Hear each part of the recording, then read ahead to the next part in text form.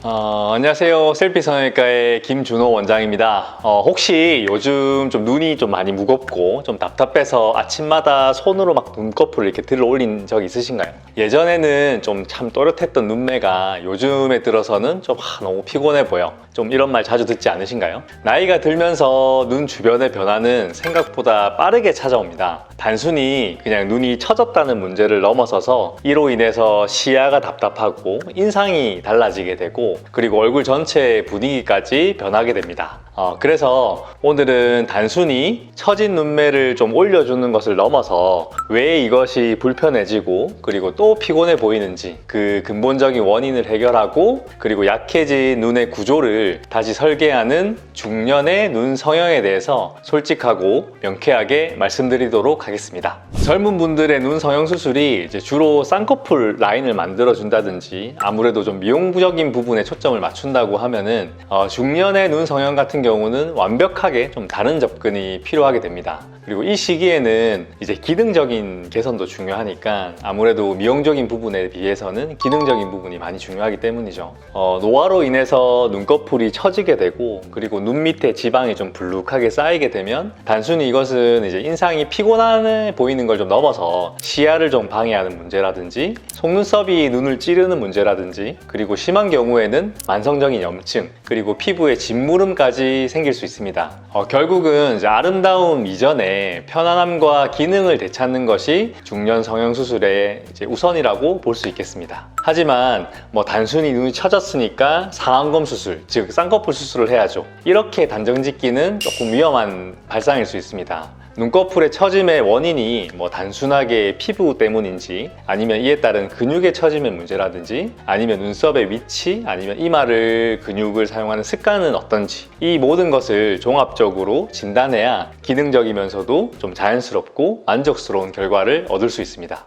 우선 중년 눈 성형 수술에는 정말 여러 가지 눈 수술 방법이 있거든요. 각각의 장단점이 뚜렷하기 때문에 내 눈에는 어떤 수술이 맞는지 판단하는 게 정말 중요한 핵심적인 부분입니다. 그럼 지금부터는 저희가 중년 눈 수술에 대해서 가장 많이 시행되는 세 가지 수술, 첫 번째는 상안검 수술, 두 번째는 눈썹 하 거상술, 세 번째는 하안검 수술, 이 세 가지를 중심으로 설명드리도록 하겠습니다. 첫 번째는 상안검 수술입니다. 상안검 수술 좀 생소하죠? 말이 좀 어렵죠? 간단하게 생각하면은 쌍꺼풀 수술이라고 생각하시면 됩니다. 상안검 수술은 가장 좀 보편적인 수술 방법이고 늘어진 윗 눈꺼풀을 절제하고 그리고 쌍꺼풀을 만들어줘서 시원하고 또렷한 눈매를 만들어주는 수술입니다. 피부 처짐과 눈뜨기가 힘든 것이 주된 원인인 경우에는 시야 확보와 인상 개선을 동시에 얻을 수 있는 장점이 있습니다. 하지만 당연히 주의해야 될 점도 있는데요. 쌍꺼풀이 만들어지면 당연히 쌍꺼풀 위로 덮여지는 피부가 있잖아요.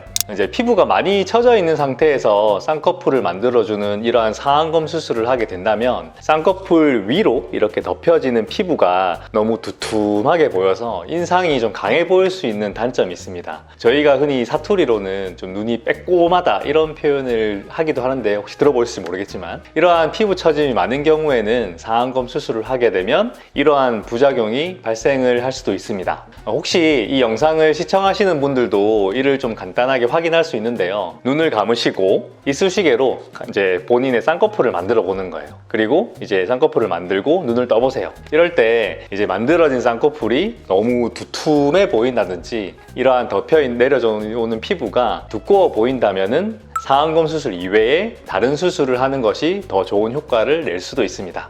따라서 상안검 수술은 피부의 처짐이 너무 심하지 않다든지 피부의 두께가 조금은 얇아서 쌍꺼풀을 만들어 봤을 때 쌍꺼풀을 덮는 피부가 너무 두툼하지 않아 보이는 환자분들이 수술을 한다면 자연스러운 쌍꺼풀을 얻을 수 있고 동시에 처진 피부도 제거할 수 있어서 일석이조의 효과를 얻을 수 있는 정말 좋은 수술입니다.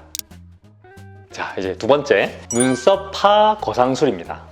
요것도 좀 생소하실 수 있는데 수술 이름에서 딱 직관적으로 알 수 있다시피 눈썹 하 거상술은 눈썹의 아랫부분으로 절개를 해서 말 그대로 처진 피부를 잘라줘서 거상시키는 수술이라고 생각하시면 됩니다. 앞서 말씀드린 상안검 수술은 여기 눈 근처에서 이제 피부를 제거하고 쌍꺼풀을 만들어주는 수술이지만, 눈썹 하 거상술은 눈썹 아래에 처진 피부만 단순히 잘라주는 수술이라고 생각하시면 되고요. 이렇게 수술하면 당연하게도 기존의 쌍꺼풀 라인은 그대로 유지할 수 있는 장점이 있고요. 그리고 늘어져 있는 피부만 제거해줘서 정말 자연스러운 이제 개선을 할 수가 있습니다. 단순히 이제 처진 피부만 제거를 해주기 때문에 당연히 얼굴의 인상이라든지 이런 부분이 크게 바뀌진 않겠죠. 따라서 이제 눈 처짐이 있기 전에 예전에 이제 본인의 눈으로 돌아갈 수 있는 수술이라고 환자분들한테 저희가 소개하고 있습니다. 그래서 이제 눈썹하 거상술은 특히 좀 자연스러움을 좀 선호하시는 중년층들에게 인기가 많고요. 하지만 이제 눈썹 아래로 절개를 해서 수술을 해야 되기 때문에 당연히 눈썹과 눈 사이의 간격이 좁은 분들이라면 수술을 하게 되면 당연히 피부가 잘려 나가니까 더 좁아지겠죠. 그렇기 때문에 눈썹과 눈썹 사이의 간격이 넓은 분들에게 아무래도 추천을 조금 더 드리고요. 그리고 상안검 수술과는 좀 다르게 눈두덩이 피부가 좀 두껍고 눈이 좀 불룩해 보여서 상안검 수술을 했을 때 좀 부자연스러워 보일 수 있는 환자분들에게서는 이 눈썹하 거상술을 하게 된다면 더욱더 좋은 결과를 얻을 수 있는 장점이 있습니다. 그리고 오늘 마지막 세 번째, 하안검 수술입니다. 앞서 말씀드린 상안검 수술과 이제 눈썹 하 거상 수술은 눈 위쪽 쌍꺼풀 있는 부분을 교정하는 수술이라고 생각하시면 되지만, 하안검 수술은 말 그대로 눈 아래쪽을 교정하는 수술입니다. 하안검 수술은 이제 보면 눈 밑에 불룩한 이제 지방이 보인다든지 아니면 처져 있는 피부 그리고 주름들을 개선하는 수술이라고 생각하시면 되고요. 따라서 다크서클처럼 이렇게 불룩하게 보이던 이제 그림자가 지는 피로해 보이는 인상을 없애주고 아무래도 밝고 좀 젊은 인상을 만들어줄 수 있는 장점이 있습니다. 그리고 눈 밑이 꺼져 있거나 고랑이 좀 깊은 경우에는 저희가 지방 재배치라고 해서 눈 밑에 이 불룩한 지방을 여기 눈물고랑 아래로 재배치 시켜주는 그러한 지방 재배치를 함께 시행해 보이면 이제 충분히 이제 피곤해 보이는 인상이 좋아질 수 있고요. 하지만 아무래도 하안검 수술 같은 경우는 경험이 부족한 의료진에게 수술을 받을 경우는 제일 심각한 부작용이 눈꺼풀이 이렇게 뒤집어지는 거예요. 이 부작용이 생기면 정말 안 좋은 결과가 이어질 수 있거든요. 그리고 애교살이 사라지는 부작용 등이 생길 수 있으니까 개인의 피부 탄력과 지방의 양을 정확하게 확인하는 것이 정말 중요한 수술입니다. 자, 그러면 제가 이렇게 소개해드린 수술을 고생해서 수술을 하셨어요. 하지만 아무리 좋은 수술이라도 당연히 관리가 제대로 되지 않으면 만족도가 많이 떨어지겠죠. 따라서 회복 기간 동안 그 관리하는 부분이 결과를 좌우하게 됩니다. 붓기 관리 같은 경우는 수술하시고 약 3일 정도까지는 냉찜질을 해서 붓기가 심해지는 걸 막아주는 게 좋고요. 그 이후에는 온찜질로 전환을 해서 혈액순환을 많이 시켜줘서 붓기를 빠지게 하는 것이 정말 중요합니다. 그리고 수술 같은 경우는 큰 붓기는 한 일주일 정도, 잔붓기는 한 달에서 길면 정도 3개월 정도까지 지속될 수가 있습니다. 그리고 이제 세안하고 화장을 하실 때는 실밥을 제거하기 전에는 당연히 좀 물이 닿지 않도록 주의해 주시는 게 좋고요. 실밥을 제거한 다음에는 가볍게 세안이 가능하지만 눈을 비비게 되면 수술한 부분에 이제 봉합 부분이 벌어질 수 있고 상처가 벌어질 수 있기 때문에 눈을 비비시는 거는 좋지 않습니다. 그리고 좀 진한 눈 화장이나 렌즈를 착용할 경우에는 최소 한 2-3주 정도는 피해 주시는 것이 좋습니다. 그리고 상처 회복을 돕기 위해서 연고 같은 경우는 하루에 한 2번 정도, 또 바를 때는 면봉에 묻혀서 소량만 발라서 감염을 예방해주고 상처가 회복하는 것을 도와준다고 생각하시면 되고요.